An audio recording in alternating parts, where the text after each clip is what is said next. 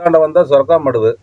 அங்க வந்து பாரம்பரியமா வந்து பட்டி மந்தை மாடு வச்சுக்கிட்டு அங்க இருந்தது. அதுக்கு பேர் அந்த கல்யாண பாறைன்னா எதனால அந்த பாறைக்கு பேரு? கல்யாண பாறைன்னா அப்ப வந்து ஃபாரஸ்ட்கார் வந்து ஒவ்வொரு இடத்தையும் வந்து இந்த மலை ஏரியாவில் வந்து மூங்கல் வெட்டத்திரி மலை, கம்பார மலை, மேற்கு பக்கம் எடுத்துக்கிட்டா போத மலை, ஊசி மலை, தேவர் மலை, இதில் வந்து எல்லாம் அவங்க வந்து வீரப்பனார் அடி வைக்காத இடமே கிடையாதுன்னு சொல்லலாம். அதுவும் வாழ்ந்த இடம்னு இல்லை, அடி வைக்காத இடமே இல்லைன்னு சொல்லலாம். ஐயா வணக்கம் ஐயா. ஐயா வணக்கம் ஐயா, உங்களை அறிமுகப்படுத்திக்காங்க ஐயா. நான் இங்கே கர்நாடகா நல்லூர் அஞ்சிப்பாளையத்தை சேர்ந்த என் பேர் ரகுபதி. நாங்கள் இங்கே அஞ்சிப்பாளையத்தில் தான் சுமார் வருஷமாக எங்கள் தாத்தா காலத்துலேருந்து வாசம் பண்ணிட்டு இருக்கிறோம். வீரப்பனார் வாழ்ந்த ஏரியா எல்லாமே இப்போ கர்நாடகா, தமிழ்நாடு, கேரளா அப்படின்னு சொல்லிட்டு 3 ஸ்டேட்டை வீரப்பனார் வளம் வந்தாரு. இதுல குறிப்பா நம்ம என்ன சொல்ல வரணும்னு கேட்டீங்கன்னா, பாலாறு அப்படிங்கிறது வந்து கர்நாடகாவையும் தமிழ்நாடையும் பிரிக்கக்கூடிய ஒரு ஏரியா. அந்த ஏரியாவில நடந்த நிறைய விஷயம் இருக்கு. அதுல மோகனக்காரட சுட்டிருக்காரு. அது மட்டும் இல்லாம மிகப்பெரிய ஒரு கன்னி வெடிலாம் வச்சு அந்த கன்னி வெடி நிறைய ஒரு 22 பேர் இருந்திருக்காங்க. ஐயா, அதுல இருந்து வரக்கூடியதுதான் நம்ம பாலாறு. இந்த பாலாறுல என்னென்ன ஊர்கள், அதை சார்ந்து என்ன இருக்கு, அதை பத்தி கொஞ்சம் சிறப்பான தகவல்களை சொல்லுங்களேன். பாலாறு அடுத்து அது கர்நாடகா தமிழ்நாடு வந்து இணைப்பு பாலம், அந்த பாலாறு ஏரியா. அதை விட்டு அடுத்தது இந்தாண்ட வந்தா சொரக்காமடுவு. அங்க வந்து பாரம்பரியமா வந்து பட்டி மந்தை மாடு வச்சுக்கிட்டு அங்க இருந்தது. அதுக்கு பேர் தான் சொரக்காமடுவு. அந்த சொரக்காமடுவுக்கு பக்கத்துல தான் வந்து இந்த கன்னிவெடி வச்சு சுட்டது. பாலாறு அடுத்தது கட்டமடுவு. கட்டமடுவு அடுத்தது சொரக்காமடுவு. சொரக்காமடுவை விட்டா மத்தி மரத்தாறு அடுத்தது சிலக்கல். அது அடுத்தது வந்து கல்யாணப்பாறை அடுத்தது ஆஞ்சநேயர் கோயில். ஆஞ்சநேயர் கோயில் அடுத்தது உரலமடுவுன்னு சொல்லுவாங்க. அடுத்தது பீமரத்தாரை விட்டு சிலவக்கல்லாறு விட்டு கர்காக்கண்டி இருந்து அடுத்தது வந்தால் மேலே அதே அந்த பார்டர் வழியாக வந்துக்கிட்டு இருந்தால் டேராமோலை அடுத்தது வந்து வேளாம்பட்டி அங்கே ஒரு ஊர் இருக்குது. அதிலேருந்து எடுத்துக்கிட்டால் அப்படியே வந்தால் இந்தாண்ட நல்லூர் அடுத்தது அஞ்சிப்பாளையம், அது அடுத்தது பெத்தனப்பாளையத்தை அடுத்தது கூடலூர் அடுத்தது ஊக்கியத்தை அடுத்து ஜல்லிப்பாளையத்தை விட்டு கொட்டையூருக்கு போனால் தமிழ்நாடு பார்டரு. அதை அடுத்தது வந்து மாக்கனப்பாளையத்தை அடுத்தது அரிக்கியத்தை அடுத்தது கடம்பூர். அதை இந்த வழியில் எடுத்துக்கிட்டால் மேலே குன்றி, அது வந்து அந்த தமிழ்நாட்டுக்கு சேர்ந்த அந்த மலைப்பகுதி போலி அப்படின்னு சொல்லுவாங்க. அங்கேருந்து தான் இந்த பாலாத்து பள்ளமே உற்பத்தி ஆகி அந்த மலை தொடர்ந்து தான் வருது. இப்போ ஒவ்வொரு இடத்துக்கும் ஒரு பேர் இருக்கு. இப்போ என்ன குறிப்பா நம்ம சொல்லணும், இப்போ அங்கே பாலாறு, அடுத்ததான் வந்து பார்த்தீங்கன்னா கட்டமடுவு, இப்போ சொரக்காமடுவு, இப்போ அது அடுத்தது கல்யாண பாறை. இப்போ அந்த கல்யாண பாறைன்னா எதனால அந்த பாறைக்கு பேர்? கல்யாண பாறைன்னா அப்போ வந்து ஃபாரஸ்ட்டுக்கார் வந்து ஒவ்வொரு இடத்தையும் வந்து இந்த மலை ஏரியாவில் வந்து மூங்கல் வெட்டுறதுக்கு கூப்புன்னு விடுவாங்க, டெண்டர் மாதிரி. அந்த கூப்பில் வந்து இந்த ஜனங்க தங்கிக்கிட்டு ஒரு 50 20 ஆள் 50 ஆள் 100 ஆள் அப்படி தங்கிக்கிட்டு அங்கேயே வேலை செஞ்சுட்டு மூங்கல் வெட்டி வந்துட்டு இருப்பாங்க. அப்போ அந்த இடத்துல இருந்து அந்த பாறை மேலே வந்து அங்கேயே கல்யாணம் செஞ்சதுனால அதுக்கு பேர் கல்யாண பாறைன்னு வந்துச்சு. அங்கே சிலக்கல் அப்படிங்கிறாங்க. அங்கே சிலக்கல்னா என்ன? அந்த இடத்துல வந்து இதுக்கு முன்ன முதல்ல வந்து இந்த ஒரு 500-1000 ஆண்டுக்கு முன்னே இங்கே வந்து எல்லாம் வந்து இது வந்து இது விவசாய பூமியாக இருக்கும்போது அதில் வந்து லிங்க வடிவில் வந்து சிலை அடிச்சிருக்காங்க அந்த கல்லில். அதுக்கு வந்து பேர் தான், அதுக்கு வந்து சிலக்கல்லுன்னு பேர் இருக்கு. சிலக்கல். சரி, அடுத்ததான் வந்து ஆஞ்சநேயர் கோயில். அந்த ஆஞ்சநேயர் கோயில்னா அந்த ஆஞ்சநேயர் கோயில் வந்து கல்லிலேயே வந்து சிலை அடிச்சிருக்காங்க. அது எப்போ நடந்தது? அந்த பாரம்பரியமா அது வந்து சுமார் ஆண்டுகளுக்கு ஒரு பல ஆயிரம் ஆண்டுக்கு முன்னாடி அடிச்சதாக தான் அது தெரியுது. அதுக்கு உண்டான ஆதாரங்களும் அங்கே இருக்குது. ஒரு புலியோ மற்றதோ இருக்கிறதோ அந்த கோயில் வந்து பெரிய கல்லில் சிலை அடிச்சு ஒரு பக்கம் சைடில் இருந்துச்சு. இப்போ வந்து ஒரு குறிப்பிட்ட நாளைக்குள்ள அந்த பள்ளம் வந்து பெரிய தண்ணியாக வரும்போது அது தூக்கி இதில் போட்டுருச்சு. அப்பயுமே அதில் வந்து அதே வடிவத்தில் தான் உட்காந்துட்டு இருக்குது. இது எல்லாமே இந்த பாலாத்து ஆற்றுல வர. ஆமாம், எல்லாம் இந்த பாலாத்தை ஒட்டியே இந்த பார்டர் ஏரியா கர்நாடகா தமிழ்நாடு ரெண்டு சென்ட்ரல்லையே அந்த இதுலேயே தான் இந்த பாலாறு வந்துட்டு இருக்குது. வாழங்குழி அப்படிங்கிற ஒரு ஏரியா இருக்கு. அது வந்து தமிழ்நாட்டை சார்ந்ததா? அது தமிழ்நாட்டை சேர்ந்தது. அது ஒரு சிற்றுவாடை இப்படி தனிப்பட்ட முறையாக அது போகுது. அந்த வாழங்குழி ஊர் இருக்கு, அதில் எங்கேருந்து வந்து கலக்குது? அந்த வாழங்குழி வந்து தேவர்மலைங்கிற ஒரு மலையில இருந்து அங்கேயும் ஊர் இருக்குது. தேவர்மலைன்னு ஊர் இருக்குது. அந்த ஊர்ல இருந்து வர கீழப்பா கோயில், அதுக்கு கீழே மாரிமடுவு, தோணிமடுவு, அதை விட்டா வாழங்குழி. இப்போ வாழங்குழி பாரம்பரியமாக இருந்த பட்டி. அதிலிருந்து வந்து அதான் கட்டமடுவாண்ட வந்து அந்த பள்ளம் வந்து சேருது. ஆற்றுக்கு சேர்ற வரைக்கும் உள்ள இடங்கள் தான் நான் இப்போ சொல்லிட்டு வந்தது. இப்போ சொல்ல போனால் அந்த வாழங்குழி பள்ளமும் பாலாறு பள்ளமும் வந்து அந்த கட்டமடுவுங்கிற இடத்துல தான் வந்து சேருது. ரெண்டு சேருது. அந்த பக்கம் எடுத்துக்கிட்டால், கிழக்கு பக்கம் எடுத்துக்கிட்டால் கத்திரி மலை, கம்பார மலை, மேற்கு எடுத்துக்கிட்டால் போத மலை, ஊசி மலை, தேவர் மலை, காரண மலைன்னு அப்படி இந்த எல்லா மலை தொடரங்களையும் இருந்து அந்த சின்ன சின்ன சிற்றுவாடைங்க வந்து ஒரு பெரிய பள்ளமாக வந்து சேருது. சரிங்க, இதுல வந்து குறிப்பா வீரப்பனார் வாழ்ந்த இடங்கள் அப்படின்னு சொல்லலாம் இந்த மலைகள்லாம்.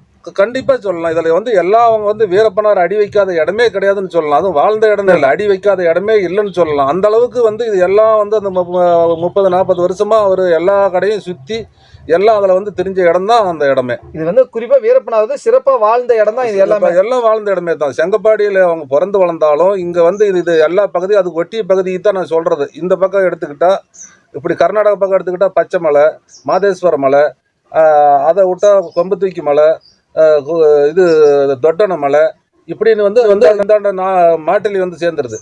அதே இந்த பக்கம் எடுத்துக்கிட்டா போத மலை, பீசாங்கத்தி மலை, அப்படி எடுத்துக்கிட்டா ஊசி மலை, இப்படி அத்தி மலை, இப்படின்னு இப்போ எல்லாம் இந்த மலை பகுதி எல்லாம் அவருக்கு வந்து அத்துப்படி இதில் இந்த தடத்துங்களும் எல்லா தடத்துங்களும் எல்லாம் தெரிஞ்சதாக நான் கேள்விப்பட்டிருக்கிறேன். இப்போ வீரப்பனார் சொல்ல போனால் இந்த ஏரியாவில் எல்லா ஏரியாவிலும் ஈஸியாக நம்ம எப்படி ஒரு ஊருக்கெல்லாம் போகிற மாதிரி ரூட் எல்லா ஏரியாவிலும் தெரியும். அதுவும் ஒவ்வொரு பாலி ஒவ்வொரு பிளேஸ் எல்லாமே தெரியும். இந்த இடத்துல தான் தண்ணி இருக்குது, இந்த இடத்துல தான் போனால் நம்ம தப்பிக்கலாங்கிற அத்தனையும் தெரியும் வீரப்பனுக்கு. அந்த பகுதி மலைப்பகுதி எல்லா பகுதியுமே இதில் இருக்கிறது. ஆமாம், எல்லா ஒவ்வொரு சின்ன ஓடை, இப்படி வறட்சி காலத்தில் எங்கே தண்ணி கிடைக்கும், மழை காலத்தில் எந்த இடத்துல வந்து தண்ணி இருக்குங்கிறது அத்தனையும் அவருக்கு வந்து அத்துப்படி இந்த மலை ஏரியாவில் எல்லாம் சுத்தன ஏரியா தான். இந்த போதமலை இந்த ஏரியாவில் வந்து மிகப்பெரிய இந்த மாதிரி குகை, இந்த மாதிரி வந்து உள்ள போய் படுத்துட்டு ஒரு மாறன்னு கூட வந்து வெளியே வராமல் இருக்கலாம், அவ்வளோ பெரிய இடமெல்லாம் இருக்குங்கிறாங்க. அது எந்த அளவுக்கு உண்மைங்கய்யா? இருக்குது. ஒரு சில இடத்துங்களில் 10 ஆள் 7 ஆள் தங்குற மாதிரி கூட பள்ளத்துங்களில் ஒரு கோடு அது இது, அப்புறம் கல் வங்குங்க இருக்குது. அப்புறம் மலைங்களில் வந்து பாலிங் இருக்குது. அந்த இடத்துல வந்து ஒரு இடத்துல ஒரு குறிப்பாக வந்து அது ஒரு 6 மாதத்துக்கு கூட மழை காலத்தில் வருஷத்துக்கு கூட தண்ணி இருக்கும். அந்த தண்ணி எடுத்துக்கிட்டு அங்கேயே தங்கிக்கலாம். வந்து பள்ளத்துக்கோ இங்கேயே வரணுங்கிறதெல்லாம் கிடையாது.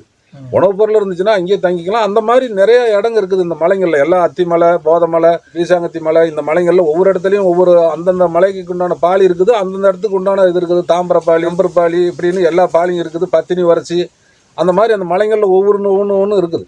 ஒவ்வொரு ஏரியாவிலும் இருக்குது. அந்த அவங்கள காட்டுவாசிங்க மற்றது காட்டில் தெரியறவங்களுக்கு அந்தந்த பாலி எல்லாமே தெரியும். இப்படி எடுத்துக்கிட்டாலும் இப்படி கர்நாடகா மாட்டிலியில் விட்டு 4 ரோட்டை விட்டு இப்படி மேலே தாட்டினாலும் இந்த பகுதி நிறையா இருக்குது இடம். அங்கங்கே மாட்டுப்பட்டிங்க இருக்குது. தரிசனக்கோடு, கல்மாத்தூர், எப்பேன் மடுவு, கொங்குனு மடுவு, மோரனூர், இப்படின்னு நிறையா பட்டிங்க இருக்குது. அந்தந்த இடத்துல அங்கங்கே தண்ணி இருக்குது. அங்கங்கே தங்குறதுக்கு உண்டான வசதி இருக்குது. அங்கங்கே பாலிங்க இருக்குது. இது எல்லாமே வந்து இந்த ஏரியா பூரா ஃபாரஸ்ட் ஏரியா பூரா அந்த ஆள் சுத்தாத இடமெல்லாம் கிடையாது. அது வீரப்பனார் வந்து எல்லா இடமும் வீரப்பனார் கூட்டாளிங்க. அவர் வந்து நம்ம வீரப்பனார் வந்து நேரடியாக பார்க்காட்டினாலும் அவங்க ஆளுங்க இதில் வந்து போனதை வந்து நாங்கள் பார்த்துருக்கிறோம். போதமலை ஏரியாவில் வீரப்பனார் வந்து ரொம்ப அதிகபட்சம் வாழ்ந்தாரு. இந்த சந்தன மரம் நிறைய வெட்டினார். அப்புறம் சந்தன மரம் வெட்டும் போதெல்லாம் வீரப்பனார் இங்க இருந்தாரா? இந்த ஃபாரஸ்ட்டுக்குள்ளே ஏகமாகவே இருந்தது தான். அவங்க வந்து கேம்ப் மாதிரி ஒரு 20 ஆள் 30 ஆள் அவங்க ஆள் ரெடி பண்ணிக்கிட்டு, அது வீரப்பா வந்து மற்ற ஆளுங்கன்னு தெரியாது. இதில் வந்து நானே பார்த்துருக்குறேன். அவங்க ஆளுங்க வருவாங்க, துப்பாக்கியோட இதில் பூந்து போவாங்க.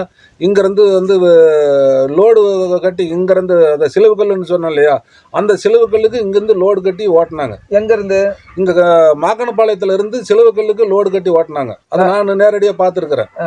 அதில் வந்து துப்பாக்கி வச்சு மேலே லோடு மாலை அந்த கேபின் மாலையும் பின்னாடியே 2 ஆள் உட்காந்துக்கிட்டு இருப்பாங்க. தார் பை போட்டு மூடி மூஞ்சி மட்டுக்கும் தெரியும். அந்த வழியாக அதில் கொண்டு போயிருக்காங்க. அப்புறம் வந்து நம்ம கர்நாடகா, தமிழ்நாடு, இது 2 ஸ்டேட்டு அதிரடி படம் வந்ததுக்கு முன்னாடி அந்த லாரியை அவங்க பிடிச்சி எரித்து அந்த இடத்துல வந்து சந்தனக்கட்டையெல்லாம் மீட்டாங்க. அந்த இடத்துல வந்து ஒரு லாரியை வச்சு எரிச்சிருந்தாங்க. அந்த லோடு ஓட்டுறதுக்கு பயன்படுத்தின லாரின்னு சொல்லி அந்த இடத்துல லாரி எரிச்சிருந்தாங்க. அந்த லாரி இங்கேருந்து போகும்போது நானும் நேரடியாக பார்த்தேன். ஊக்கித்து வழியாக தான் இந்த வழியாக போந்து இப்படி வேளாம்பட்டி மலை தாட்டி இந்த வழியாக தான் அங்கே சிலுவுக்கல் போச்சு. நேரடியாக நாங்கள் பார்த்த சமாச்சாரம். அந்த வெந்தத்துக்கு அப்புறம் போய் நாங்கள் பார்த்தோம். அப்போ வந்து எங்களுக்கு இந்த எஸ்டேப் வந்ததுக்கு முன்னாடி எங்களுக்கு ஷிஃப்ட்டுன்னு போட்டாங்க. இப்போ நீங்கள்லாம் வந்து உங்களை வந்து சிஐடி இப்போ போலீஸுக்குள்ளே கொண்டு போயிட்டாங்களா? அவங்க இப்படி ஃபாரஸ்ட்டுக்குள்ளே போகிறா இருந்துச்சுன்னா அந்தந்த ஊர் கேம்ப் இருக்கிறதுல அந்த சுத்த கட்டத்தில் இப்படி வந்து வயசு ஆளுங்களை வந்து ஒரு 20 ஆள் 10 ஆள் வீட்டுக்கு ஒவ்வொரு ஆள் வரணும். வீட்டுக்கு ஒரு ஆள் வந்து அப்படியே கூட்டிக்கிட்டு ஃபாரஸ்ட்டுக்குள்ளே அவங்க போய் அவங்களோட போய் சுற்றிக்கிட்டு சாயந்தரம் வரும்போது நான் அவங்களோட வரணும். அந்த மாதிரி வரும்போது பட்சத்தில் தான் முன்னாடி சண்டானத்துக்கு முன்னாடி நாங்களும் சிலுவுக்கல் போனோங்க, பார்த்தோங்க. அந்த இடத்துல லாரியெல்லாம் எரிஞ்சு அங்கேருந்த கட்டையை வந்து பாதியாக தமிழ்நாடு பாதி கர்நாடகா பாதி எடுத்துகிட்டு போயிட்டாங்கன்னு சொன்னாங்க.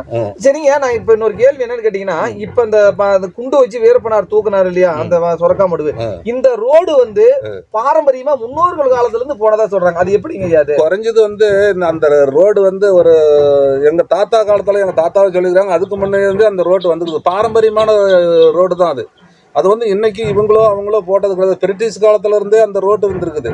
அதுக்கு உண்டானது இங்க மைசூர்ல இருந்து தான் அந்த ரோட்டு வழியா தான் இங்க மேட்டூர் டேமுக்கு கரண்டே கொண்டு போயிருக்காங்க. அதுக்கு எங்க தாத்தாலாம் சொல்லியிருக்காங்க, எனக்கு தெரியும். அது வந்து பாரம்பரியமான ரோடு தான். இந்த ரோடு மாதேஸ்வரம் இப்போ போட்டிருக்கிற ரோட்டு பின்னால அதுக்கு முன்னாடி இருந்து தான் அந்த ரோட்லாம் வந்திருக்குது. இப்ப அந்த ரோட்ல வந்து பாத்தீங்கன்னா இந்த மாதிரி பொதி மாட்டுலாம் உணவுலாம் அதில் தான் வரும். எல்லாமே குடியேறதுக்கு உப்பு முதலாளிக்கும் ஒரு மண் சட்டி முதலாளிக்கும் அந்த வழியாக தான் எங்கள் தாத்தாலாம் எடுத்துக்கிட்டு அங்கே நடப்பாதையில் மாட்டு மேலே பொதி மாட்டுன்னு சொல்லி அது மேலே போட்டு எடுத்துக்கிட்டு வந்து தான் இங்கே இந்த ஊருக்கே வந்து குடியேறணும்னு எங்கள் தாத்தாவே சொல்லியிருக்கிறாரு.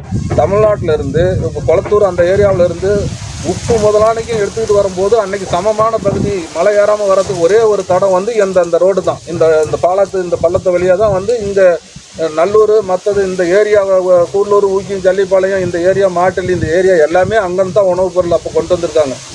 இது இந்த வண்டி வாகனங்கள் இல்லாதப்ப பொதிமாட்டு மாலை வரும்போதே இந்த வழியா தான் வந்து இங்க வந்து குடியேறி இருக்காங்க. இன்னொரு கேள்வி என்னன்னு கேட்டா, இப்ப நம்ம சொன்ன வழி 2 வழி சொல்றாங்க. ஒண்ணு வந்து பாலாத்து வழியா நம்ம வந்து இந்த மாதிரி சொரக்காமடு வழியா வராங்க. அடுத்தபடியா வந்து ஒசடப்பாங்கோயில இருந்து வராங்க. சின்ன தண்டா பெரிய தண்டா ஒசடப்பாங்க, அந்த வழியை பத்தி கொஞ்சம் சொல்லுங்களேன். அந்த வழி வந்து இந்த வழிக்கு முன்ன பழமையானது வந்து அதுதான்.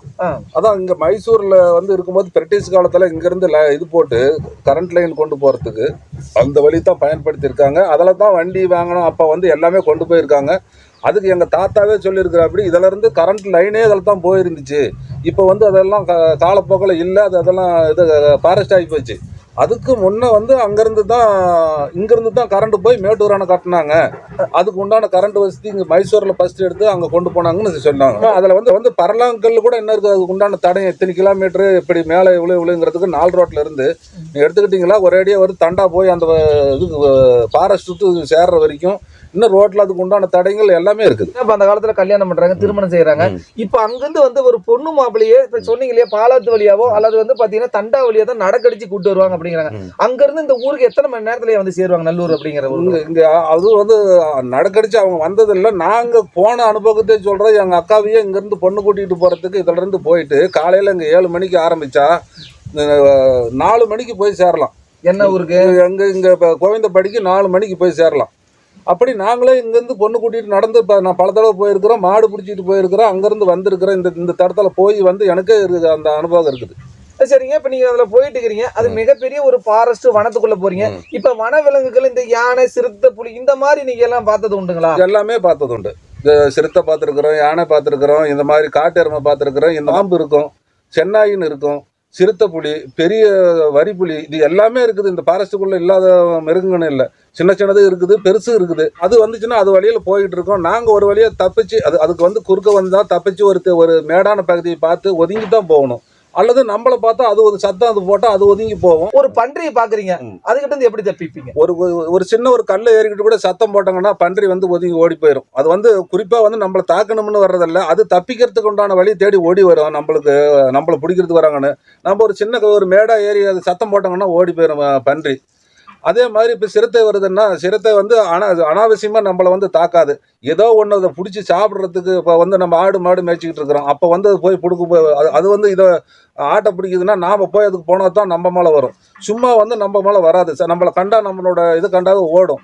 அது சத்தம் போட்டாங்களோ அதையும் விட்டுட்டு ஓடி போயிடும். அது நிறைய எங்க அனுபவத்தில் நாங்கள் எல்லாம் பண்ணியிருக்கிறோம். இப்ப பாத்தீங்கன்னா காட்டு எருமை அப்படின்னு சொல்றாங்க, அது ஒரு மோசமான விலங்கு, மனிதர்கள் வந்து ரொம்ப தாக்கிருங்க. அதை பத்தி சொல்லுங்களேன். அது வந்து சும்மா இருக்கிறது இல்லை, அந்த கண்ணு போட்ட இறமைன்னு சொல்லுவாங்க. அது எல்லாம் கண்ணுக்குட்டியா இருக்குது இல்லையா, அதை கண்டவங்களாம் நாம ஓடி தப்பிச்சுக்கணும்.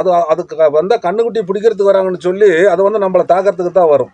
அது வந்து அனாவசியமாக வந்து தாக்காது. இளம் கண்ணுக்குட்டியாக இருந்து ஓட முடியாத பட்சத்தில் நம்ம பக்கமாக போயிட்டோம்னா நம்மளை தாக்கிறதுக்கு வரும். அதிலேருந்து நம்ம ஓடித்தான் நம்ம தப்பிச்சுக்கணும். ஒரு மரமோ அல்லது ஒரு கல்லா ஏறி தான் தப்பிச்சுக்கணும். சரிங்க, இப்போ யானை இருக்குது. 2 விஷயம் சொல்லுவாங்க யானைக்கிட்ட. ஒரு குட்டி போட்ட யானைக்கிட்டையும் நம்ம தப்பிக்க முடியாது. அதே மாதிரி பார்த்தீங்கன்னா கொம்பு யானை, ஒண்டி யானைக்கிட்ட தப்பிக்க முடியாது. இதை பற்றி சொல்லுங்களேன். அது குட்டிப்பாட்டை யானைங்கிறது வந்து ஒரு குறிப்பிட்ட இடத்துல இருக்கும், சத்தம் போட்டுக்கிட்டு இருக்கும். அதுக்கு அங்கே இருக்கும்போதே சத்தம் போட்டுக்கிட்டு இது பண்ணிட்டு இருக்கோம். ஒண்டி யானை வந்து தற்சமயமாக வந்து நம்ம நேர்ந்துக்கிட்டோங்களா அதுக்கிட்ட இருந்து நம்ம ஒரு சுற்றி வளைச்சி ஓடுற இதில் தான் நம்ம தப்பிச்சுக்கணும். நம்மளை துரத்திக்கிட்டு வருது. எல்லா ஆணையும் ஃபாரஸ்ட்டில் இருக்கிறது எல்லாமே பார்த்த உடனே ஆளை வந்து முடிக்கிட்டு வர்றது கிடையாது. அது ஒரு சில ஆணைங்க வந்து ஏதோ ஒரு மதம் பிடிச்ச டைம், அந்த டைமில் வந்து நம்மளுக்கு சந்திச்சுக்கிட்டோங்களா நம்மளை முடிக்க வரும். அப்போ நம்ம ஓடி ஒரு கல்லா ஒரு திட்டா ஏறி தான் தப்பிச்சுக்கணும். அதுக்கு வந்து நம்ம ஒரு நேராக வந்து நேர் தடத்தில் ஓடக்கூடாது. சுழிஞ்சு சடனாக போய் ஒரு செடி மரம் வச்சுன்னா சடனாக சுற்றி வளைச்சி வந்துடணும். நாம் அது நேராக இப்படி போயிடுச்சுன்னா நம்ம இப்படி ஒதுங்கிக்கணும். பின்னாடியே ஆமாம், இப்படி போயிட்டு ஒரு செடி மறைஞ்ச உடனே டக்குன்னு நம்ம சைடில் போயிட்டோங்களா அது நம்மளை வந்து சுற்றி வராது, நேராக அது போயிடும். அந்த மாதிரி நம்ம அதை சுழிஞ்சு தான் தப்பிச்சுக்கணும் யானைக்கிட்ட. இப்போ சிறுத்தை புலி அது இருக்குதுன்னா கல் ஒரு மரம் எப்படி ஏறி தப்பிச்சுக்கணும். இது நாம் தப்பிக்கிறதுக்கு அதுக்கு உண்டான பயிற்சி நம்மளுக்கு அதில் போக வர எங்களுக்கு அந்த பயிற்சி இருக்குது. இப்போ நம்மளுடைய முன்னோர்கள்லாம் இப்போ இந்த மாதிரி தான் வந்துட்டு எல்லாமே காலங்காலமாக அந்த மாதிரி தான் வந்துட்டு இருக்கிறாங்க. எல்லாருமே வந்து பார்த்துருக்காங்க. நைட்டில் வந்து தங்கும் போது வந்து அது வர்ற தடத்தை விட்டு ஒரு மேடான பகுதி பார்த்து அந்த பகுதியிலே வந்து ஏதோ நைட்டில் வந்து சிறுத்தை புள்ளிங்க இதெல்லாம் வரதுக்கு வாய்ப்பு உண்டு. அதுக்கு இது விரவை எடுத்து தீ மூட்டி அந்த வெளிச்சத்தில் தான் நம்ம இருக்கணும். மலைகளில் தங்க ஃபாரஸ்ட் வழியில கூட இங்கேருந்து போகிறோம், நடுவழியில் இங்கேருந்து நடந்து போயிட்டு இருக்கும்போது கூட ஒரு இடத்துல டைம் ஆகி போகுது, நம்ம தங்கணுங்கன்னா அந்த இடத்துல வந்து தீ மூட்டி அது வெளிச்சம் போட்டால் அந்த மற்ற அலங்காட்டு பிராணி பார்த்தா அவங்க இருக்கிறாங்கன்னு சொல்லி அது பக்கமாக வராது. அந்த தீ எறிஞ்சிடுச்சுன்னா அந்த வெளிச்சத்தை பார்த்து அது ஒதுங்கி. இப்ப என்னன்னு கேட்டீங்கன்னா ஒரு விலங்கும் ஒவ்வொரு விஷயம் சொல்றாங்க. ஒரு யானை இருக்கு, மனிதனுடைய அந்த வாசம் வாடை தெரியும், அந்த சுமலை வச்சு கண்டுபிடிச்சிருக்காங்க. அதை பத்தி சொல்லுங்களா? அது வாடையெல்லாம் நம்ம இதுல வந்து ஒரு இடத்துல நம்ம வந்து ஒரு ஒண்ணுக்கு போறோம்னு வச்சுக்கோங்க. அதை வந்து பல மிருகங்க இருக்குது, இந்த கடத்தி மானுன்னு சொல்றாங்களே இந்த மாதிரி இதுங்கெல்லாம். அதை வந்து நாம இங்க படுத்திருக்கிறோங்கன்னா அதுக்கு வந்து குறைஞ்சது ஒரு 50 மீட்டர் 100 மீட்டர் தூரத்துக்குள்ள இருக்கும்போது நம்மளோட ஸ்மெல்லு வச்சு அது கண்டுக்கும் இங்கே மனுஷன் இருக்கிறான் அப்படின்னு சொல்லி. சில மிருகங்கள்லாம் ஒதுங்கி நம்ம கண்ணுக்கு தெரியாமல் போயிடும். புலி இந்த மாதிரி மானு கடத்தி கரடி இந்த மாதிரி சின்ன சின்ன விலங்குகள் முல்லாமன்றி இந்த மாதிரி இருங்கிறதெல்லாம் அந்த வந்து நம்ம வெளிச்சம் அதை விட்டு நம்மளோட ஒரு வாசனை நாம் ஒரு சோப்பு இந்த மாதிரி போட்டு குளிக்கிறதுனாலையோ அல்லது நம்ம மேலே இருக்கிற வேர்வை நாத்தமோ அது எதுன்னு நம்மளுக்கு தெரியாது. ஆனால் அதுக்கு தெரியும். கடத்தியெல்லாம் வந்து ஒரு 50 மீட்டர் தூரத்தில் இருக்கும்போதே நம்ம இங்கே இருக்கிறோங்கன்னா அங்கேருந்தே கத்தும். அதுக்கு இங்கே இந்த இடத்துல மனுஷன் இருக்கிறாங்கன்னு அது தெரிஞ்சுதான் அங்கே வந்து கத்தும். அந்த மாதிரி ஒவ்வொன்றுக்கும் அதுக்கு உண்டான இது இருக்குது. அதுக்கு உண்டான அதுக்கிட்ட இருந்து நாம் தப்பிக்கிறதுக்கு உண்டான வழியை மனுஷன் நாம் கண்டுக்கணும். எல்லா மிருகத்துக்கிட்டையும் டேஞ்சர் இருக்குது. எந்த மிருகமுமே வந்து இப்போ பாங்காட்டுக்குள்ளே இருக்குது. ஆனால் குரங்கு இருக்குது, குரங்கே கடிக்கிறதுக்கு தான் வரும். இப்போ மனுஷங்கிட்ட பழகிக்கிட்டு இருக்கிற குரங்கு வேற, பழகாமல் வந்து அங்கே ஃபாரஸ்ட்டுக்குள்ளே இருக்கிறதே வேற. அதுலேயே கருங்குரங்கு இருக்குது, அது இதோட டேஞ்சரானது. அதை எதனாலும் செய்யணும்னா அதுவும் கடிக்கும். ஒவ்வொன்றுக்கும் எல்லாத்துக்குமே வந்து நாம் வந்து அதுக்கு உண்டான இதில் தான் ஏண்டாளி தான் நம்ம தப்பிக்கணும். சரிங்க. இப்போ மலைகளில் வந்து பார்த்தீங்கன்னா இப்போ ஏராளமான பள்ளங்கள்லாம் நிறைய வந்துட்டு இருக்கு. இதில் வந்து மலைப்பாம்புகள் வந்து பெரிய லெவலில் இருக்கு. இப்போ பள்ளத்தில் வந்து பார்த்தீங்கன்னா தண்ணி மடுவு அப்படிங்கிறாங்க, அதில் படுத்துட்டு இருக்கு. அதில் தண்ணி தெரியாத ஆடு மாடு மேய்க்கிறவங்களா அதை தண்ணி குடிக்கும்போது பிடிச்சிருங்கிறாங்க. அதை பற்றி என்னங்க? அது வந்து நாங்களே தண்ணியில் இருந்ததெல்லாம் நாங்களே பார்த்துருக்குறோம். ஒரு 8 அடி 10 அடி நீளத்துக்கு பாம்பு, இவ்வளவு பெரிய பாம்பு இதெல்லாம் நாங்களே பார்த்துருக்குறோம். அது வந்து ஒரு சேம்பர காலத்தில் வந்து தண்ணிக்கு வராது. இப்படி வந்து நம்ம கொஞ்சம் டையான இருக்குது காலத்தில் வறட்சி டைமுங்களில் அது மலையில் இருக்கிறது அந்த வீட்டுக்கு தாங்க முடியாத வந்து தண்ணியில் படுத்துக்கிட்டு இருக்கோம். அது வந்து அநேகமாக வந்து பிடிக்கிறதில்ல காட்டு விலங்குகளோ அல்லது ஆடு குட்டிங்க இந்த மாதிரி பிடிச்சிருக்குது. ஆட்டுக்குட்டி பிடிச்சிருக்குது நாங்களே இங்கேயே எங்கள் ஏரியாவிலேயே பார்த்துருக்குறோம். அதை விட்டு இந்த கொண்டைக்கோரை அதுன்னு வந்து ஃபாரஸ்ட்டுக்குள்ளே பார்த்துருக்குறோம். அதே முழுங்கிட்டு அதை அப்படியே படுத்துக்கிட்டு இருக்கோம். அதை வந்து பெருசாக இருக்கிறத பிடிச்சி சாப்பிட்டு படுத்துக்குச்சுன்னா ஒரு குறிப்பிட்ட நாளைக்கு அது அங்கே எங்கேயும் போகாது, அந்த இடத்துலையே படுத்துக்கிட்டு இருக்கும். அந்த மாதிரி பார்த்துருக்குறோம். நாய்ங்களை இப்படி வர நாய்களையும் பிடிச்சிருக்கோம். தண்ணியில் போயா இல்லை, இப்போ ஃபாரஸ்ட்டுக்குள்ளே போகும்போது தண்ணியில் இருந்தோ அது ஓரமாக அது கரெக்டாக அதுக்கு ஒரு குறிப்பிட்ட இடம் போச்சுன்னா அங்கேருந்து எட்டியாக பிடிச்சிக்கும். இப்போ அது என்ன சொல்கிறாங்க குறிப்பாக, இப்போ பாம்பு மெயினாக வந்து தண்ணியில் படுத்துக்கிறது அங்கே தண்ணி குடிக்க வரக்கூடிய விலங்குகளை தான் பிடிக்கிறது குறிப்பாக இருக்குது அப்படிங்கிறாங்க. அது எப்படிங்க? ஆமாம், அதுவும் அதான் தண்ணி குடிக்க வரும்போது நாளே கண்கூட பார்த்துருக்குறோம். ஒரு இது அந்த காட்டாட்டு சொல்லக்கூடிய அலங்காட்டு பிராணி வந்திருக்குது. இது தண்ணியில் படுத்துக்கிட்டு இருந்து மடுவில் இருந்து எடுத்து பிடிச்சி சாப்பிட்டு அப்படியே நீண்டு அங்கேயே படுத்துக்கிட்டு இருந்துச்சு. நாங்களே பார்த்தோம். ஒரு 10 வருஷத்துக்கு முன்னே அணப்பாடி காட்டில் நாங்களே அது நேரடியாக பார்த்தது. ஒருத்தர் சொல்லி இல்லை, இந்த மாதிரி ஒரு நாயை பிடிச்சி அந்த நாயை வந்து பிடிச்ச உடனே கடிச்சு அப்படியே சுத்தியும் அப்படியே ஒரு இருக்குச்சுன்னா அப்படியே படப்படன்னு எலும்பெல்லாம் அப்படியே நொறுங்கி போயிருது. அவ்வளோ அந்த பெரிய பாம்பு இருக்குது இந்த ஃபாரஸ்ட்டுக்குள்ள. இதுல வந்து முதல்ல இருக்கிறது வாய்ப்பு இருந்தாங்கய்யா? முதலையும் இருந்துச்சு. அது வந்து தண்ணி அதிகமாக போகிற டைமுங்களில் அங்கேருந்து பெரிய ஆற்றுல இருந்து முதல்ல இந்த பழத்துலையும் முதல்ல வந்திருக்குது. நாங்கள் பார்த்துருக்குறோம். இந்த பழத்தை நம்மளுடைய பாலாறு பழத்துலையும் வந்திருக்குது. 1 2 அப்படி வந்திருக்குது. நிறைய வர்றதில்ல. அந்த நல்ல சாம்பரமான காலத்தில் தண்ணி அதிகமாக போயிட்டு இருக்கும்போது இதுலேயும் மேலே வந்துடுது. இங்கே இது வரைக்குமே இந்த நம்ம இதெல்லாம் பார்த்துருக்குறோம். அந்த முதலே இப்போ நீங்கள் இது மாதிரி பார்த்த விஷயம் எல்லாமே இந்த பாலாறு பழத்தில் நடந்து? ஆமாம், இது எல்லாமே இந்த பாலாறு பழத்தில் தான். அந்த யானை இதில் வந்து நடந்து போனது. அதே இதில் வந்து நான் சின்ன குழந்தையா இருக்கும்போது ஒரு 6 மாதம் 1 வருஷத்துக்கு குழந்தையா இருக்கும்போது எங்கள் தாய் மாமா வீடு வந்து அங்கே தமிழ்நாடு கருங்கலூருக்கு பக்கத்தில் அதனால இங்கிருந்து அங்கே எங்கள் தாய்மாமன் ஒரு ஆள் இறந்துட்டான்னு சொல்லி என்னை இங்கிருந்து குழந்தையா தொட்டில் கட்டி தூக்கிட்டு நைட்டில் இங்கே 7 மணிக்கு புறப்பட்டு விடிய காலம் நான் 5 மணிக்கு போய் பாலாறு சேர்ந்துருக்குறாங்க. விடிய காலம் 5 மணிக்கு அதுலேருந்து இங்கே தொட்டில் கட்டி தான் தூக்கிட்டு சத்தம் போட்டுக்கிட்டு ஏதாவது ஆணை இருக்குதான்னு சொல்லி நைட்டில் இந்த ரோட்லேயே தூக்கிட்டு போயிருக்காங்க. எங்கள் அப்பா சொல்லியிருக்கிறாரு. இப்ப கையில வந்து ஒரு தீபம் மாதிரி பிடிச்சிட்டு போனா இப்ப எந்த வன விலங்குலாம் கிட்ட வராது அப்படின்னு சொல்றாங்க. இப்ப நைட்ல போகும்போது அது மாதிரி பார்த்தது உண்டாமா? நைட்டில் போகும்போது அப்போல்லாம் வந்து தீபம்னா இந்த செம்பளிச்சாங்குச்சியை வெட்டி பெருசாக கத்தையாட்டம் கட்டி அதை தீ பற்ற வச்சுக்கிட்டு அப்போல்லாம் வந்து டார்ச் லைட்டோ அதோ இல்லாத காலத்தில் அந்த மாதிரி தான் போயிருக்காங்க. அதை வந்து ஒரு குறிப்பிட்ட சின்ன சின்ன விலங்குகள்லாம் வந்து அது அந்த வெளிச்சத்தை பார்த்தா அது ஒதுங்கிக்கும். ஆனால் பெருசாக இந்த மாதிரி ஆனை காட்டு எருமை இந்த மாதிரி பெருசு இருக்குதுன்னா அதுக்கு சத்தம் போட்டுச்சுன்னா பார்த்து நாம் கொஞ்சம் ஜாக்கிரதையாக ஒதுங்கி எந்த இதில் போகணுமோ நாம் தான் போகணும். சரிங்க. இப்ப இந்த டார்ச் லைட்னு சொன்னோன்னே எனக்கு ஞாபகம் வந்துருச்சு. இப்ப விளக்கு டார்ச் லைட் வரதுக்கு முன்னாடி இந்த செம்புள்சாங்குச்சில தான் வந்து பாத்தீங்கன்னா கத்த கட்டி லைட்னாங்க. அதை பத்தி சொல்லுங்களேன். அது எந்த மாதிரி முறையில் அதை தயாரிப்பாங்க? நம்ம முன்னாடி நல்லா சின்ன சின்ன குச்சியா நீளமா இருக்கிறத வெட்டி அந்த பச்சை குச்சை வந்து அப்படியே கல் மாலை வச்சு அப்படியே லேசா தட்டி அதை 10 குச்சி 5 குச்சி சேர்த்து கத்தையா கட்டி நீளமா அவ்வளவு நீளமா வச்சு இது பண்ணிக்கணும். அதை கட்டி காய வச்சுக்கணும். தலை அந்த நசுக்கி இது பண்ணிட்டா ஒரு இடத்துல பிடிச்சி பற்ற வச்சு அது தீர்ற வரைக்கும் அது அமையாது. அப்படியே பிடிச்சிக்கிட்டே போயிட்டு இருக்கலாம். அது எவ்வளவு தூரம் அதை அந்த மாதிரி பந்தத்தை ரெடி பண்ண ஒரு 5 அடி ஒரு பந்தக்கதுன்னா குறைஞ்சது ஒரு 1 கிலோமீட்டர் போகலாம். 1 கிலோமீட்டர் 1 கிலோமீட்டர் வரும். ஒரு கத்தை வந்து 1 கிலோமீட்டர் வரும். அப்படி ஒரு 4 கிலோமீட்டர் 5 கிலோமீட்டர் போனால் 4 கத்தை 5 கத்தை கையில் எடுத்துக்கிட்டு போயிடணும். அதை அப்படியே தொடர்ந்து பிடிச்சிக்கிட்டே போயிடலாம். நம்மளுடைய முன்னோர்கள்லாம் இங்கிருந்து போனவங்களாம் இந்த மாதிரி தான் அவங்களுடைய பயணம். ஆமாம், ஃபர்ஸ்ட் இந்த ஊருக்கு வரும்போதே இந்த மாதிரி பயணங்கள் தான். இந்த மாதிரி இங்கே வந்து வீட்டில் வந்து இந்த மாதிரி கரண்ட்டு இந்த லைட் இல்லாதப்ப சாயந்தர நேரம் வந்து ஒரு மண்ணெண்ணெய் விளக்கு மட்டும்தான் வீட்டுக்குள்ளே. வெளியே வந்து இப்படி விரவு மூட்டி தீ போட்டுக்கிறது தான் அவங்களது இது. இந்த மின்சார வசதி இது மாதிரி வரது இல்லை. எனக்கே தெரியும் இந்த மின்சார வசதி இல்லை. நாங்கள் இருக்கிற ஊருக்கு இது இல்லை. அப்போ அந்த மாதிரி தான் பண்ணிக்கிட்டு இருந்தாங்க. ஒரு மண்ணெண்ணெய் விளக்கு வச்சிருவாங்க வீட்டுக்குள்ள. அது போக வெளியே வந்து வெளிச்சத்துக்கு வந்து வெளியே கணக்கு போட்டு அந்த விரவு போட்டு நெருப்பு வச்சுக்கிறது தான் இந்த வேலையை.